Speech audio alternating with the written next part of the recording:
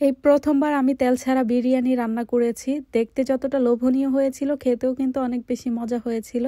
তো আমি কিন্তু প্রথমত মাংসটাকে সেদ্ধ বসিয়েছিলাম।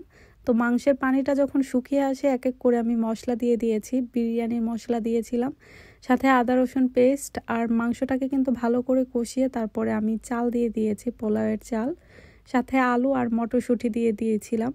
তো দেখেন কালারটা কিন্তু অনেক পারফেক্ট এসেছে আর দেখতেও অনেক বেশি সুন্দর লাগছে, আর দেখেই মনে হচ্ছে না যেন আমি তেল ছাড়া বিরিয়ানি রান্না করেছি। তো যাই হোক, এখানে দেখতে পাচ্ছেন আমি আজদা থেকে কিছু টুকিটাকি শপিং করে নিয়ে এসেছি। আমার জন্য একটা হোয়াইট কালার টি শার্ট নিয়েছি, এটার প্রাইস পড়েছে 7 পাউন্ড। তো বাংলাদেশি টাকায় প্রায় 1400-1500 টাকার মতো পড়ে। টি শার্টটার মধ্যে কিন্তু চেরির এমব্রয়ডারি ওয়ার্ক করা আছে, এজন্য আনোয়ার অনেক বেশি পছন্দ করেছে। ও কিন্তু এই টি শার্টটা আমাকে গিফট করেছে। বাচ্চাদের জামা কাপড় কিন্তু প্রতি বছরই চেঞ্জ করা লাগে, যেহেতু বাচ্চারা বড় হয়ে যায় আর জামা কাপড় কিন্তু ছোট হয়ে যায়। তো এজন্য বাচ্চাদের জন্য কিছু টুকিটাকি শপিং করা হয়েছে। বাচ্চাদের জন্য প্যান্ট, সোয়েটার, টি শার্ট এগুলো কিনে নিয়ে এসেছি। আর আমি আমার জন্য কিছু টাইলস কিনে নিয়ে এসেছি, যেহেতু বাসায় পরা হয়।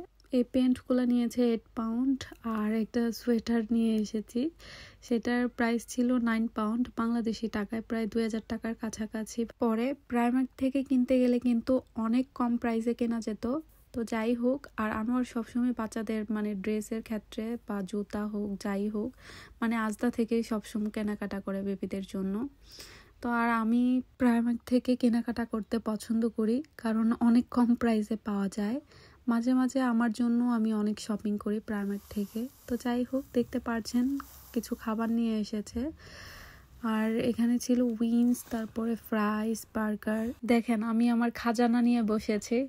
আর কি করব, বাচ্চারা যেহেতু সবকিছু নষ্ট করে ফেলে, অনেকগুলো নেল পলিশ আমার ভেঙে ফেলেছে। কি করব, এই জন্য আমি এই ঝুড়িটার মধ্যে রেখে দিয়েছি, লুকিয়ে রেখেছি, তারপরও খুঁজে বের করে ফেলে। আমি কিন্তু নেল পলিশ অনেক বেশি পছন্দ করি, আনোয়ার আমাকে মাঝে মাঝে গিফট করে অনেক নেল পলিশ। তো যাই হোক, আর নেল পলিশ কিন্তু আমি দিয়েও কিন্তু যেদিন দেই সেদিনেই কিন্তু রিমুভার দিয়ে আবার উঠিয়ে ফেলি, কারণ নামাজ পড়তে হয়, কোরআন শরীফ পড়তে হয়, এর জন্য। আর দিলেও বেশিক্ষণ রাখি না। আমার অনেক কিছু নষ্ট করে ফেলেছে, কারণ বাসায় বাচ্চা যাদের আছে তারা জানেন যে কি পরিমাণে বাচ্চারা এগুলার প্রতি, বিশেষ করে মেয়ে বাচ্চারা কিন্তু এগুলা নিয়ে খেলাধুলা করতে অনেক বেশি পছন্দ করে। বাসায় একটা পার্সেল এসেছে, সেটাই আনবক্সিং করছিলাম। তো এটা কিন্তু বিশেষ করে বাচ্চারা যখন একটু বড় হয়, তো বাচ্চাদের জন্য মানে জরুরি।